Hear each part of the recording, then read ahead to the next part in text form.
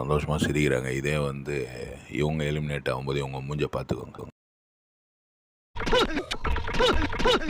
எப்படி காரி துப்பிட்டு அந்த முயல் எடுத்து போய் மணிக்கிட்ட கொடுத்தா பாருங்கள். இதெல்லாம் வந்து பிரச்சனை கிடையாது. இது ஏன்னா அந்த ஏரியாவில் பார்த்து வளர்ந்தது, அதுதான் வர்றோம். நம்ம ஸ்டாம்பிங்கு கீம்பிங்குன்னுவாங்க இவங்கெல்லாம், ஆனால் இதுதான் உண்மை. வந்தா ரத்தம், எனக்கு வந்தா தக்காளி சட்னியா? எனக்கு வேணாம், ஆனால் அவனுக்கு இருக்கு. எனக்கு வேணாம், ஆனால் அவனுக்கு கிடைக்கூடாது. அதுதான் இப்போ பூர்ணிமாவுடைய ஐடியா.